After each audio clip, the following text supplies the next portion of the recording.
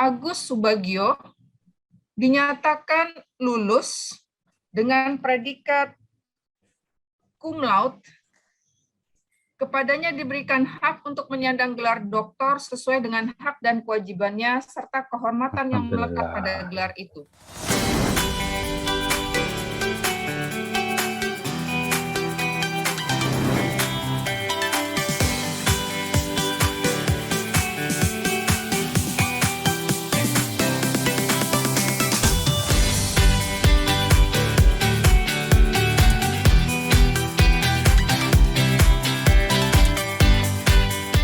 Pertama-tama izinkan kami menyampaikan ucapan terima kasih kepada Ibu Dr. Yolanda Masnita Siagian MCIRL selaku Ketua Penguji. Yang kedua Profesor Dr. Bambang Sutaryono AKMIE selaku anggota. Yang ketiga Profesor Sri Susilowati PhD selaku anggota. Yang keempat Dr. Kris Kuntadi SEMMCA CPA EUA AK selaku anggota. Yang kelima, Profesor Dr. Insinyur Dwi Suryo Indroyono Susilo MSc selaku anggota. Yang keenam adalah Profesor Dr. Nur Azura Sanusi selaku External Examiner. Yang ketujuh adalah Profesor Muhammad Zilal Hamzah PhD selaku promotor. Dan yang terakhir Ibu Dr. Eleonora Sofilda MSI selaku co-promotor. Atas kesediaannya menjadi penguji pada sidang terbuka pada pagi hari ini. Izinkan kami menyampaikan paparan hasil penelitian disertasi yang dengan judul Kebijakan Bisnis Maskapai Penerbangan Berjadwal Nasional Menjaga Keseimbangan Aspek Keselamatan dan Komersial Penerbangan. Pada dasarnya, maskapai penerbangan baik di internasional maupun di Indonesia ada dua faktor besar yang penting dalam prinsip penerbangan. Yang pertama adalah faktor keselamatan penerbangan, termasuk keamanan di satu sisi, dan faktor bisnis di sisi yang lainnya. Dua faktor tersebut masing-masing berjalan berdasarkan aturan dan kebijakan publik. Keselamatan bersifat mandatori, sehingga untuk pemenuhannya atau compliance perlu ketaatan terhadap aturan dan pemenuhan dari aspek biaya. Sedangkan dari sisi bisnis adalah bagaimana maskapai mengembangkan strategi untuk memperoleh pendapatan dan keuntungan. Dua faktor tersebut, yaitu keselamatan dan bisnis, seharusnya berjalan seimbang. Bahkan, agar maskapai dapat tumbuh berkembang dan berkelanjutan, pendapatan seharusnya lebih besar. Capaian kinerja keselamatan, sebagaimana di grafik yang sebelah kiri, di Indonesia pada kurun waktu 2015 sampai 2019 menunjukkan hasil USWAP atau Universal Safety Oversight Audit Program dari ICAO yang diberikan Indonesia pada tahun 2017, Indonesia mendapatkan skor 80,34%. Hasil ini berada di atas rata-rata dunia yang berada pada kisaran angka 60%. Indonesia juga sudah memperoleh kategori 1 oleh Otoritas Penerbangan Amerika Serikat atau FAA pada tahun 2016, dan Indonesia juga pada tahun 2018 telah berhasil membuka larangan terbang atau EU ban, yang berarti bahwa maskapai penerbangan Indonesia bisa terbang ke Uni Eropa dan Amerika Serikat. Namun tidak demikian dengan capaian pada bisnis komersial. Capaian kinerja finansial pada kurun waktu 2015 sampai 2019, kinerja finansial maskapai justru menurun tajam. Penelusuran report dari Garuda Indonesia Group dan Indonesia Air Asia Group yang sudah listing di bursa menunjukkan bahwa kinerja finansial pada periode tersebut lebih banyak rugi. Sriwijaya Air juga pada tahun 2018 mengumumkan kerugian dan utang yang sangat besar hingga mencapai 2,46 triliun. Jadi bisa dikatakan bahwa selama periode tersebut maskapai nasional berada dalam posisi yang rugi. Perumusan masalah pada penelitian kami bagi dalam 3 perspektif. Yang pertama adalah dari perspektif konsumen, yaitu bagaimana pengaruh persepsi masyarakat yang terdiri atas harga, keselamatan, reputasi perusahaan, kualitas pelayanan, kepuasan pelanggan, kepercayaan pelanggan terhadap loyalitas pelanggan baik secara langsung dan tidak langsung untuk keberlanjutan industri penerbangan. Yang kedua adalah dari perspektif operator atau maskapai, yaitu bagaimana maskapai penerbangan mempertahankan keberlanjutan bisnis pada industri penerbangan nasional. Dan yang ketiga adalah dari perspektif regulator atau pemerintah, yaitu bagaimana peranan pemerintah dalam pengaturan, pengawasan, dan pengendalian untuk keberlanjutan bisnis pada industri penerbangan. Tiga perspektif tersebut berurutan, yaitu dari konsumen mempengaruhi strategi manajemen bisnis maskapai, dan selanjutnya mempengaruhi pemerintah dalam mengambil kebijakan publik. Lanjut. Untuk menjawab ketiga perumusan masalah tersebut, kami membuat dua kerangka pemikiran atau model konseptual. Yang pertama adalah kerangka perspektif konsumen dengan membuat 11 hipotesis dampak langsung atau direct effect dan 4 hipotesis dampak tidak langsung atau indirect effect. Yang kedua adalah kerangka perspektif operator dan regulator yang digabung, di mana perspektif operator adalah bagaimana menjaga keberlangsungan bisnis maskapai tersebut, dan perspektif regulator adalah untuk mempertahankan keselamatan penerbangan dan harga tiket yang terjangkau bagi masyarakat. Dengan alternatif solusi adalah merevisi kebijakan atau aturan yang sudah ada, atau membuat kebijakan atau aturan baru. Dengan tujuan akhirnya adalah untuk keberlanjutan industri maskapai penerbangan. Lanjut. Metodologi penelitian yang kami gunakan ada dua, yaitu kuantitatif dan kualitatif. Untuk kuantitatif, kami menyebarkan kuesioner melalui survei di lapangan pada responden atau penumpang dari 6 maskapai, yaitu Garuda, ADR, Sriwijaya Air, Lion Air, Citylink, dan Indonesia Air Asia di 5 lokasi bandar udara besar di Indonesia, yaitu Bandara Suta, Bandara Juanda Surabaya, Bandara Sultan Hasanuddin Makassar, Bandara Kuala Namu Medan, dan Bandara Udara Internasional Minangkabau Padang. Alhamdulillah hasil responden yang kami dapatkan 619. Selanjutnya data tersebut kami analisis dengan metode structural equation modeling. Dan untuk metode kualitatif, kami melakukan FGD serta wawancara mendalam terhadap institusi regulator, stakeholder, asosiasi, dan ekspertis penerbangan. Hasil FGD dan wawancara tersebut kami analisis secara deskriptif kualitatif dengan menggunakan NVivo. Lanjut. Dari hasil penelitian yang sudah kami lakukan, kami dapatkan hasil sebagai berikut. Untuk metode kuantitatif, dari 11 hipotesis dampak langsung yang kami teliti, terdapat 7 hipotesis yang sesuai. Sedangkan dari 4 hipotesis dampak tidak langsung, terdapat 2 hipotesis yang dinyatakan mendukung. Lanjut. Sedangkan hasil penelitian dari metode kualitatif dengan NVivo, sebagaimana dalam matriks yang berwarna hijau, kami mendapatkan hasil komparasi antara regulator dan operator. Setidaknya ada 5 hasil yang mendapatkan skor yang tertinggi, yaitu perlunya dukungan kebijakan publik dari pemerintah. Pengaturan yang kedua adalah pengaturan kebijakan tarif. Yang ketiga adalah pengaruh pandemi COVID-19. Yang keempat adalah perlunya pengawasan finansial maskapai, dan yang kelima adalah masalah perang tarif. Secara eksplisit dan implisit dari hasil transkrip antara regulator dan maskapai lebih banyak menekankan masalah yang berkaitan dengan permintaan dukungan terhadap kebijakan pemerintah pada maskapai. Lanjut.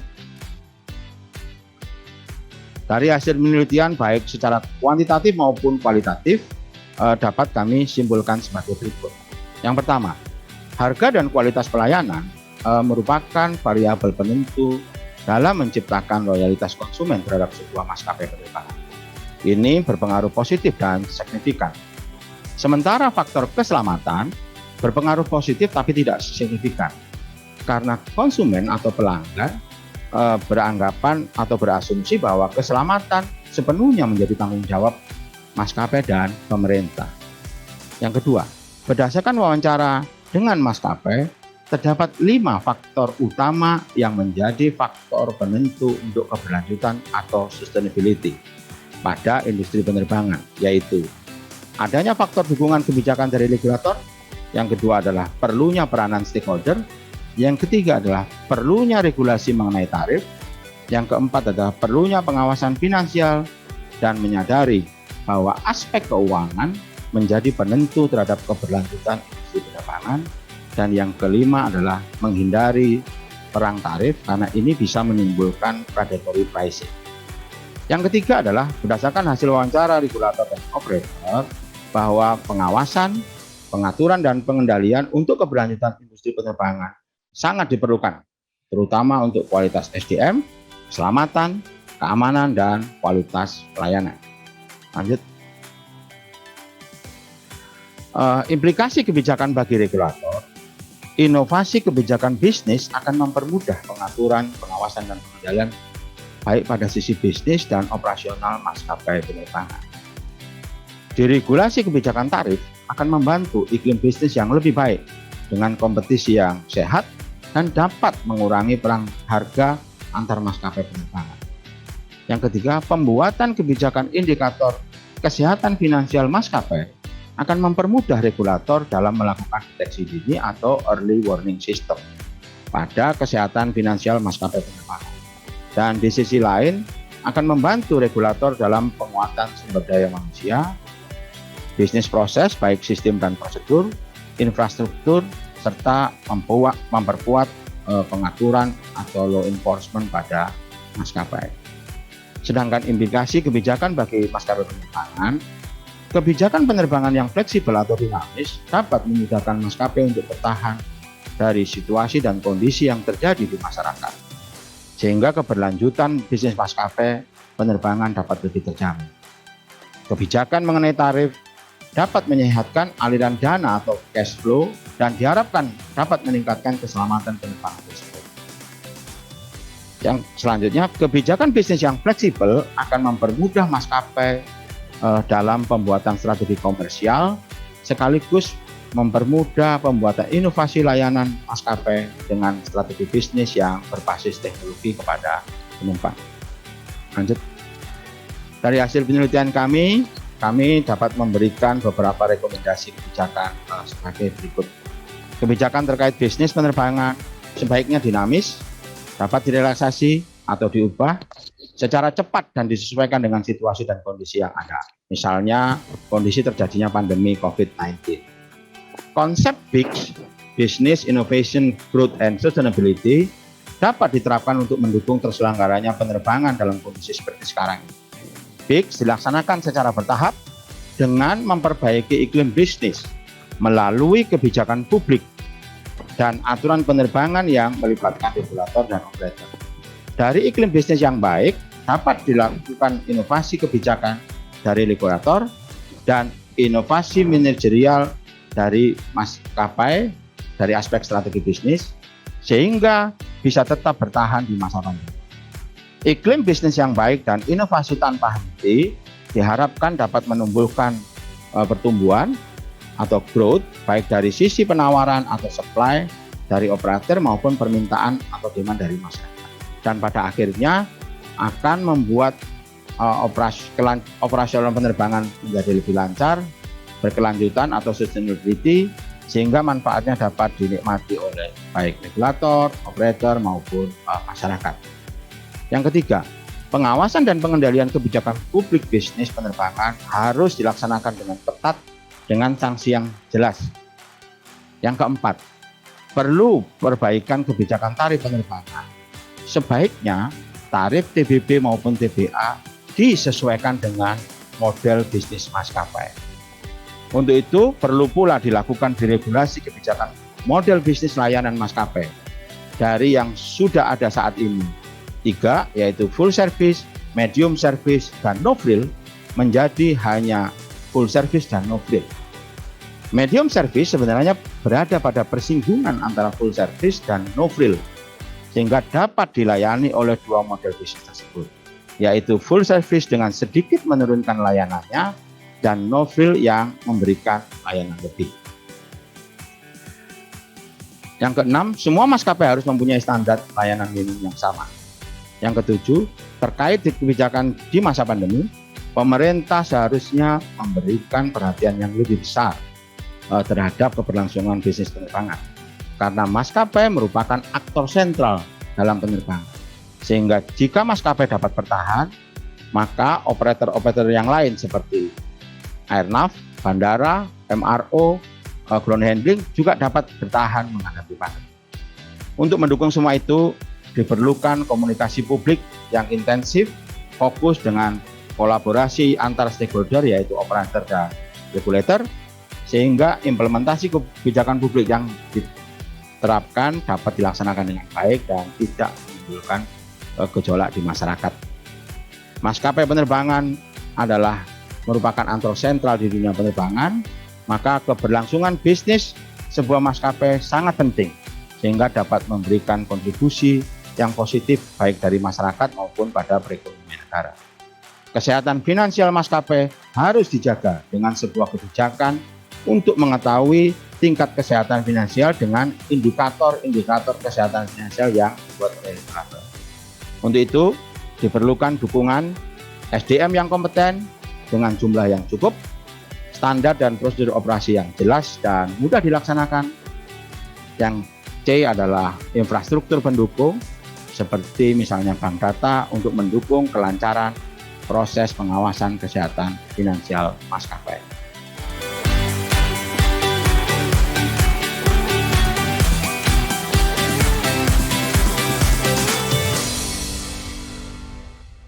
Jadi Bapak bicara mengenai tarif ya? Ya, betul. Nah, tarif ini adalah tadi ada perang tarif, jadi antar operator kan itu. Ya. Sedangkan kalau di Indonesia garis besarnya operator tadi Bapak sebutkan kan cuma ada 3 kan, Lion, Garuda, dan Non. Oh. Dua itu. Ya. Ini yang grup besar ya. Sebetulnya ya, maskapai penerbangan kita ada berjadwal ada 12 kalau saya tidak salah. Ya, tetapi yang besar betul. Secara utama market share-nya besar adalah 2 dan yang lain adalah sisanya akan banyak. Ya. Kemudian mengenai harga ini juga kan dampak dengan antara sesama pesawat juga dampak dengan angkutan-angkutan non penerbangan juga, Pak. Oh ya. Ini juga misalnya katakanlah saya ke Jogja naik kereta cuma 400, tetapi kita naik Lion di sini 600. Nah, otomatis choice-nya kan kalau orang yang ini akan choice naik pesawat kan, Pak. Karena waktu kan pertimbangannya. Kecuali kalau orang betul. Yang ini. Nah, ini ada pemikiran pengaturan ke sana nggak kira-kira nanti? Demikian juga kapal laut, Pak, antar pulau. Ya, menurut hemat saya pada dasarnya sama dengan bukan hanya di Indonesia, sama dengan negara-negara lain. Ya. Persaingan antar moda itu selalu terjadi, Pak. Persaingan antar moda. Nah, baik moda darat, moda laut, dan udara. Tetapi menurut hemat saya, bagaimanapun juga penerbangan itu mempunyai karakteristik yang lebih daripada moda-moda lain, yaitu kecepatan. Nah, dan juga maskapai penerbangan juga bisa memberikan keunggulan lain, yaitu dari aspek efisiensi.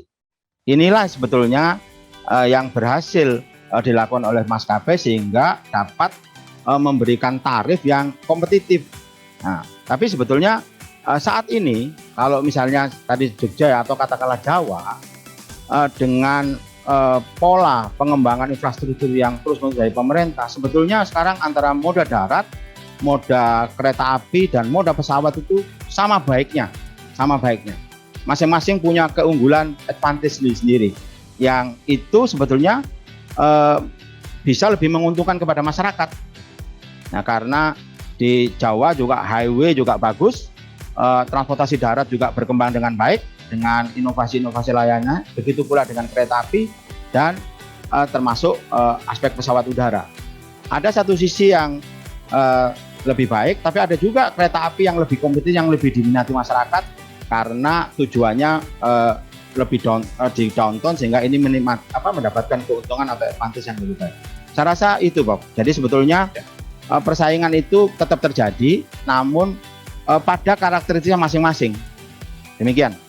Jadi kalau Pak Agus mengambil topik ini, nampaknya keselamatan itu sebetulnya merupakan hal yang sangat penting ya Pak Agus ya. Ya, betul. Tetapi hasil hipotesis Pak Agus menyatakan apa? Ya, betul. Hasil hipotesa saya dari aspek keselamatan, baik dari kepuasan maupun kepercayaan, tidak sesuai. Iya. Betul. Ya. Jadi mungkin kalau bisa saya jelaskan. Ya, silakan. Baik. Nah, jadi pada hipotesis yang ketiga dan keempat, yaitu menyatakan bahwa seharusnya terdapat pengaruh signifikan antara keselamatan dengan kepuasan pelanggan, dan terdapat pengaruh signifikan antara keselamatan maskapai dengan kepercayaan pelanggan. Hipotesis ketiga dan keempat ini memang berhubungan, ya. Nah, mengapa tidak sesuai? Karena dalam penelitian kami, ya, bahwa ditemukan bahwa pada dasarnya model bisnis Indonesia itu kan ada 3 ya, model full service, medium service, dan low cost. Dalam berbagai kesempatan dan sudah sesuai dengan prosedur, masalah keselamatan tidak ada tawar-menawar bagi semua model bisnis layanan, baik full service, medium dan low cost, dan itu sudah dilaksanakan sepenuhnya oleh maskapai penerbangan nasional, ya, yang telah komit terhadap compliance mereka terhadap aspek keselamatan. Nah, masyarakat umumnya bagi pengguna full service dengan harga yang relatif tinggi, ya, mereka umumnya lebih paham bahwa di samping mereka dengan membeli dengan harga yang cocok dan layanan sesuai dengan selera mereka, sudah ada pikiran misalnya penumpang-penumpang Garuda itu keselamatannya dia berharap lebih baik daripada ini. Padahal tidak demikian. Persepsi masyarakat yang inilah yang harus diperbaiki menjadi satu bagian kebijakan, ya. Karena apa? Karena sesungguhnya memang pangsa pasar medium dan low cost yang mencapai 65% inilah, ya, persepsi keselamatan dalam konteks branding yang dilakukan oleh maskapai maupun pemerintah agak kurang.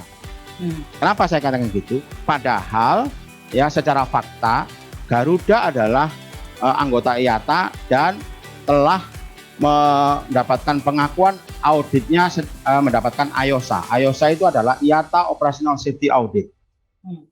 Nah, di sisi lain ternyata operator medium service maupun operator low cost yaitu Lion Air, Citylink, kemudian Batik Air, apalagi Indonesia Air Asia, itu juga meskipun low cost telah mendapatkan pengakuan IOSA. Yang ini banyak masyarakat yang tidak tahu.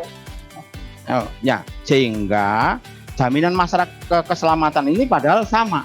Nah, persepsi keselamatan ini perlu di-branding bersamaan dengan branding layanan, sehingga nanti penumpang medium maupun low cost itu mempunyai persepsi yang sama. Yang ini harusnya nanti akan diperbaiki melalui kebijakan. Dan penelitian kami ini, saya tidak berjalan sendiri, ternyata peneliti sebelumnya, yaitu Wardana pada tahun 2017, itu menyebutkan bahwa preferensi penumpang penerbangan di Indonesia itu hanya memilih kepada 3, yaitu harga, layanan, dan citra, sehingga tidak kurang mengenal sama sekali mengenai citra pentingnya keselamatan. Padahal keselamatan itu bisa menimbulkan kepercayaan sehingga dapat menimbulkan citra dari maskapai, dan citra maskapai yang baik itu diharapkan penumpang dapat menciptakan loyalitas. Nah, inilah sebetulnya yang harus menjadi perbaikan melalui rekomendasi kebijakan publik, bahwa aspek keselamatan itu tidak kalah pentingnya dan berlaku sama, baik itu full service, medium maupun low cost. Itu ini akan menjadi masukan, ya. Sekaligus nanti akan menjadi upaya bersama, ya, baik pemerintah, operator maupun persepsi masyarakat untuk menjaga tingkat keselamatan kita yang sudah baik ini supaya tetap terjaga, dan di sisi lain bisa meningkatkan kepercayaan maskapai penerbangan nasional kita. Demikian. Ya, yang saya tanya adalah apakah yang Bapak sampaikan barusan ini semua tertulis di dalam implikasi rekomendasi kebijakan? Ya, secara eksplisit tidak. Maksudnya saya hanya. Makanya saya tanya Pak, karena yang Bapak sampaikan itu bagus, jadi sebaiknya dituliskan, dilengkapi di dalam rekomendasi kebijakan. Baik, Prof.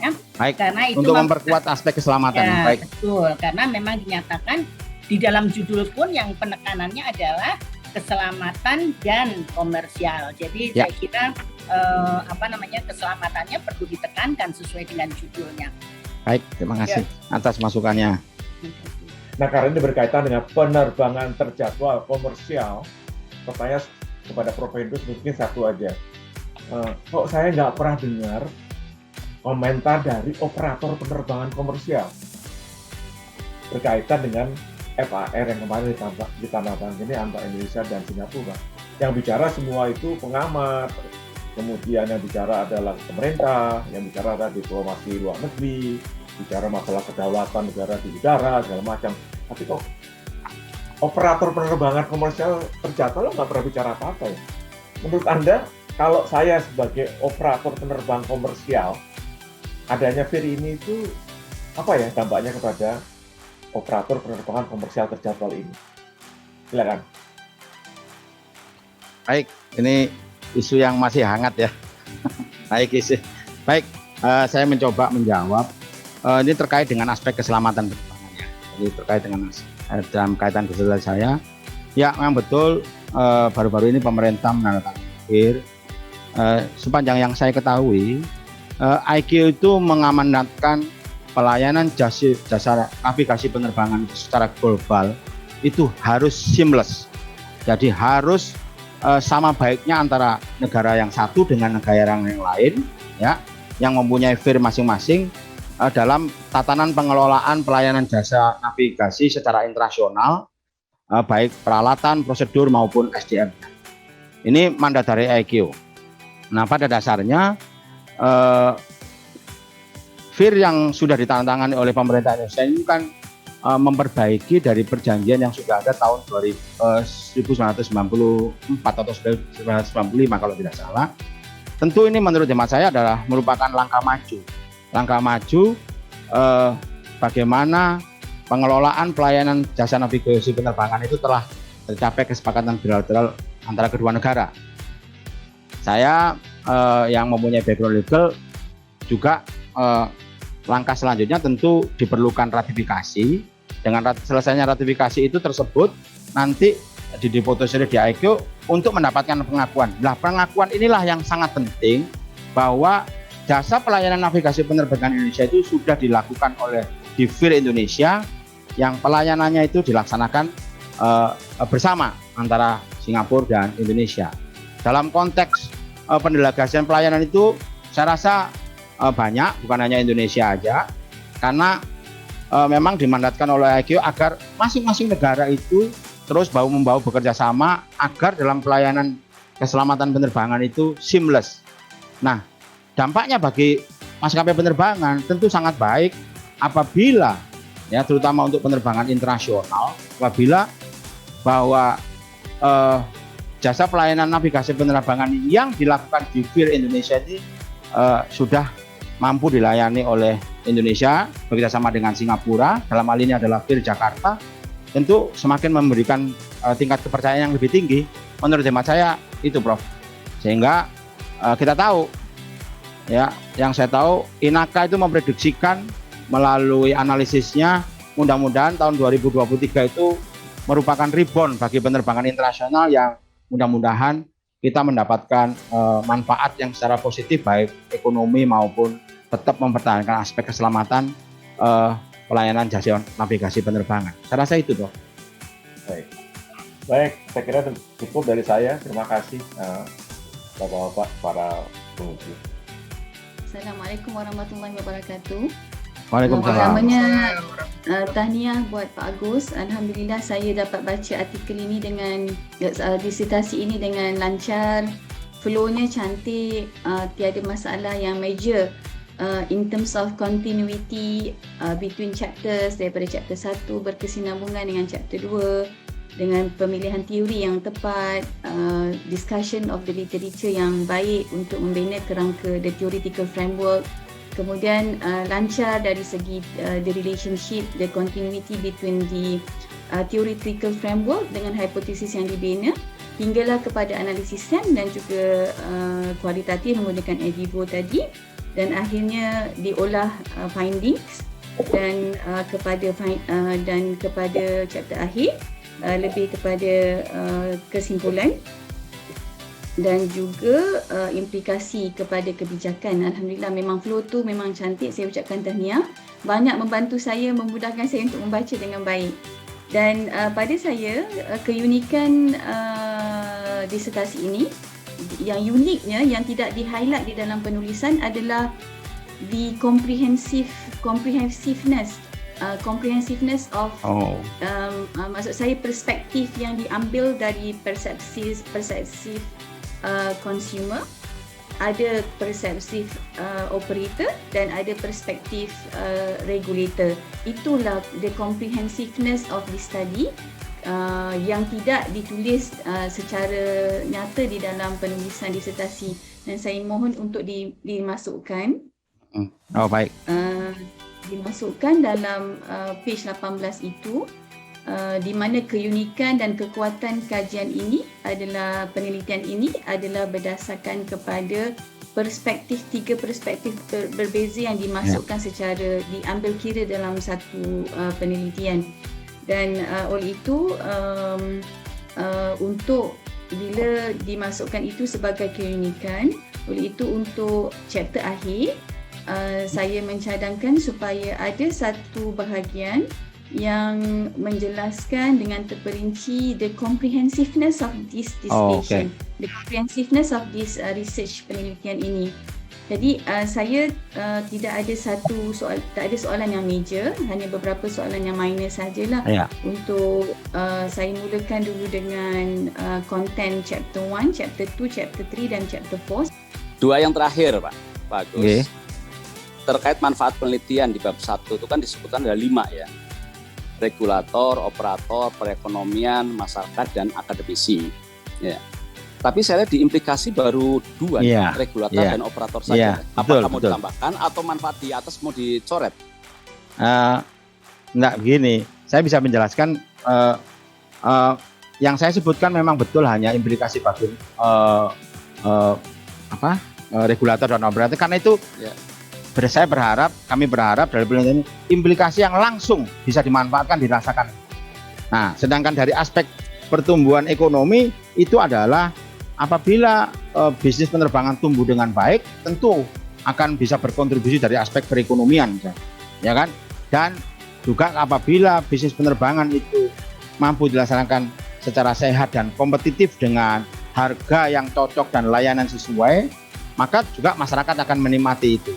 Dan sebetulnya memang sebaiknya untuk melengkapi itu baik, saya rasa bisa. Dengan demikian akan semakin lebih jelas manfaatnya dirasakan oleh masing-masing pihak, sebagaimana saran daripada Pak Dr. Kristen tadi. Oke, Pak, saya bisa mengerti.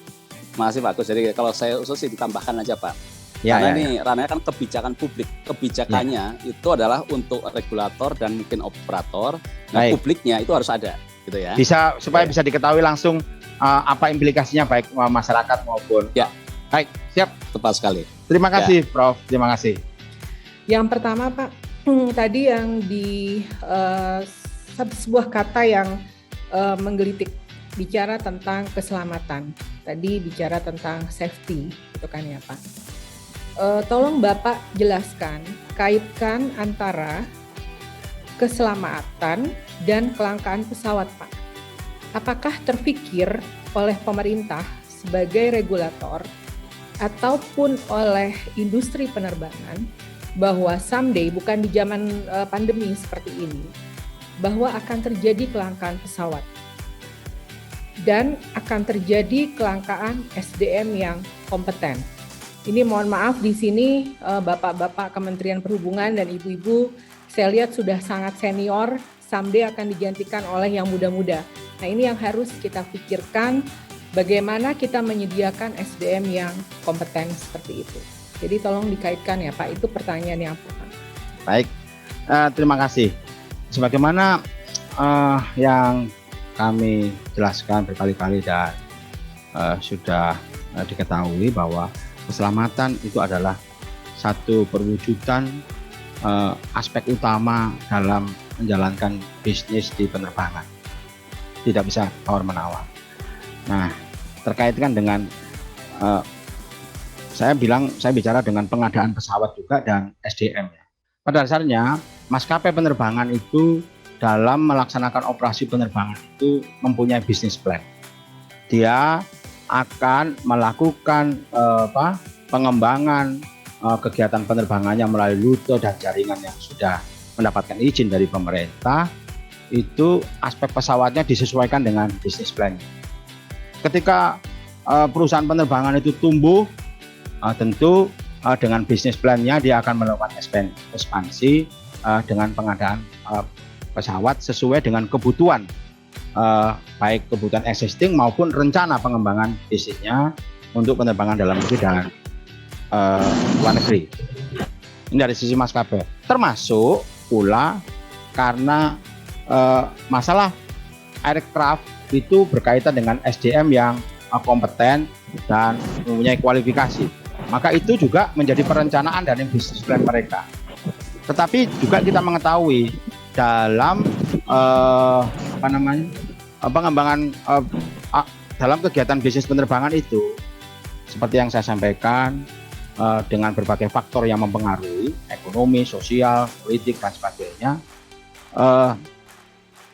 perjalanannya tentu up and down atau bisnisnya bisa menguntungkan atau merugikan. Tetapi dengan berpatokan pada bisnis plan tersebut, maka pesawat tersebut akan tumbuh secara simultan. Nah, dalam hal kelangkaan pesawat sebetulnya tidak perlu terjadi kecuali pada masa pandemi. Masa pandemi ini sebetulnya adalah masa kejadian yang luar biasa, sehingga banyak sekali penerbangan yang berhenti atau tidak bisa dioperasikan karena faktor pandemi ini yang membahayakan kesehatan masyarakat. Sehingga pada akhirnya sampai tahapan tertentu pesawat kan sudah kontrak, maskapai kan sudah kontrak dengan pesawat dengan lessor. Nah, tentu itu harus ada kewajiban-kewajiban yang harus dibayarkan, yang harus dipenuhi. Nah, maka dengan itulah sebetulnya yang menjadi penyebab maka untuk efisiensi dan survival dari airline tersebut, ada sebagian operator-operator yang mengembalikan pesawat. Nah, ketika recover, sehingga pesawat-pesawatnya juga mengalami kekurangan, termasuk ketika masa pandemi di mana masa penerbangan itu berkurang, operasional dari maskapai itu berkurang, dia mengurangi SDM. Nah, pada saat pelan-pelan recover, rebound, tentu dia akan melalui proses pengadaan kembali. Nah, kekosongan inilah sebetulnya barangkali yang disebut kelangkaan. Tapi sebetulnya maskapai itu dengan strategi bisnisnya punya cara, punya ini. Seiring dengan meningkatkan itu, meningkatnya pertumbuhan dan recovery daripada penerbangan, tentu dia akan melakukan pengembangan bisnis plan lagi, termasuk kemungkinan mendatangkan pesawat dan merekrut SDM dalam rangka untuk mengembangkan bisnisnya. Demikian Bu, saya yang bisa ini kan. Jadi itu paralel dengan pengembangan bisnis daripada maskapai. Dan kewajiban pemerintah adalah melakukan sertifikasi dan menetapkan bahwa pesawat tersebut harus layak sebelum dioperasikan sesuai aturan. Assalamualaikum warahmatullahi wabarakatuh. Tiada kata yang tepat kecuali saya ucapkan rasa syukur. Alhamdulillah wa syukurillah ala nikmatillah wala haula wala quwata illa billahil azim. Kepada Allah Subhanahu wa taala yang telah memberikan rahmat dan hidayah yang tak terhingga kepada saya, sehingga dapat menyelesaikan penelitian disertasi ini sekaligus menyelesaikan kuliah program doktoral saya di Universitas Trisakti. Pertama-tama saya ingin pada kesempatan yang baik ini mengucapkan terima kasih kepada seluruh para penguji yang telah memberikan masukan-masukan yang positif selama sidang terbuka ini, kepada Ibu Dr. Yolanda Masnita Siagian selaku Ketua penguji, Profesor Dr. Bambang Sudaryono selaku anggota, Profesor Sri Susilawati PhD selaku anggota, Bapak Dr. Kris Kuntadi selaku anggota, Profesor Dr. Insinyur Dwi Suryo Indroyono Susilo selaku anggota, dan juga kepada Profesor Dr. Nur Azura Sanusi selaku external examiner. Serta tak lupa kami mengucapkan banyak terima kasih kepada Profesor Muhammad Zilal Hamzah PhD selaku promotor dan Ibu Dr. Eleonora Sofilda MSc selaku kopromotor yang telah sabar, telaten, memotivasi dan membimbing saya dalam penulisan disertasi ini, mulai dari penyusunan proposal, penelitian, mengikuti sidang hasil, sidang terbuka, sampai menghadapi sidang terbuka pada pagi hari ini. Karena saya di Padang, saya ingin menyampaikan beberapa pantun. Yang pertama adalah cinta kasih tumbuh bersemi, hati gembira menerima rezeki. Terima kasih kepada seluruh para penguji. Alhamdulillah sidang terbuka telah kami jalani.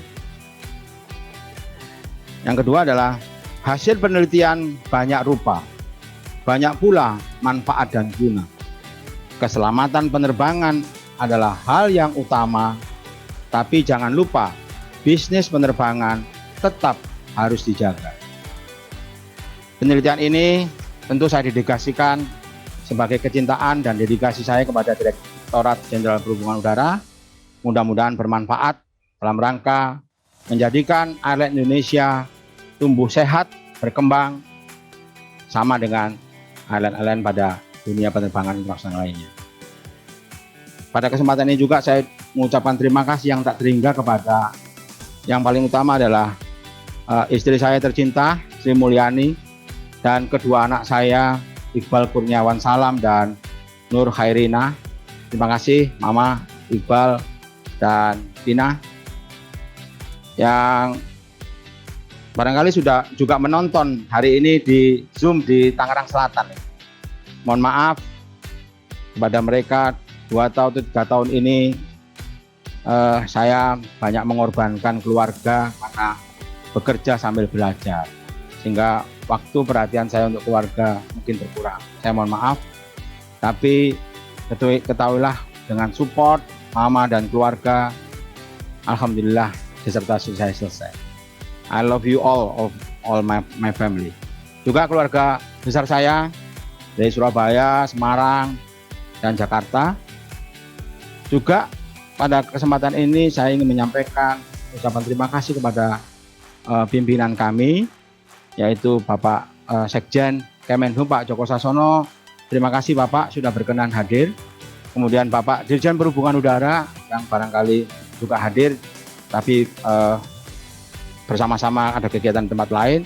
Juga saya lihat Bapak Kepala Badan Litbang Kemenhub Pak Dr. Umar Aris. Terima kasih yang telah memberikan izin, saran, nasihat selama saya menunggu pendidikan doktoral ini sehingga berhasil dengan selesai. Terima kasih juga saya sampaikan kepada para narasumber, baik regulator, operator, dan ekspertis penerbangan, termasuk mantan-mantan regulator yang dalam hal ini banyak sekali memberikan bimbingan melalui wawancara yang saya laksanakan, yaitu Bapak mantan Sekjen Kemenhub Bapak Santoso Edi Wibowo, mantan Dirjen Perhubungan Udara Bapak Iksan Tatang, mantan Dirjen Perhubungan Udara Bapak Heri Bakti, dan mantan Dirjen Perhubungan Udara Bapak Cucuk Suryo Suprojo, serta mantan pejabat tinggi Pratama yang lainnya yang dengan senang hati menerima wawancara yang pada waktu itu saya ajukan untuk penelitian. Sekali lagi terima kasih juga ekspertis kepada operator, INAKA, Asosiasi Bandar Udara, juga IATA, KPPU, serta KNKT dan operator-operator yang lain. Selanjutnya adalah teman-teman dari OPU 6, kemudian teman-teman dari komunitas wilayah kerja OPU 6, teman-teman dari komunitas Bandar Udara Internasional Minangkabau yang selalu memberikan dukungan untuk kemudahan penelitian saya. Selanjutnya adalah teman-teman dari Direktorat Jenderal Perhubungan Udara, baik itu para pejabat eselon 2, Bapak Sekdisen, Ibu Direktur Angkutan Udara, Bapak Direktur KUPU, Bapak Direktur Bandar Udara, dan Bapak Direktur Keamanan Penerbangan. Terima kasih, serta Bapak Direktur Navigasi Penerbangan. Terima kasih atas dukungannya. Juga tak lupa kepada teman-teman seluruh kepala otoritas bandara wilayah 1 sampai 10. Terima kasih atas supportnya, dan teman-teman Bandara UPBU serta teman-teman saya lihat ada rekan-rekan atas perhubungan dari Belanda, saya lihat ada. Terima kasih sudah menghadiri dan menyempatkan hadir pada acara ini.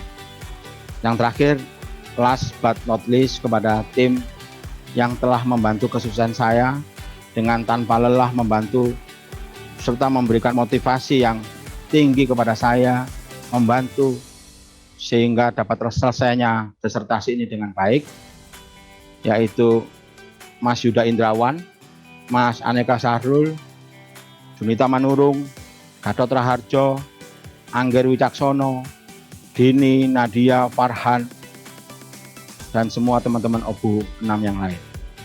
I proud you all and thank you so much.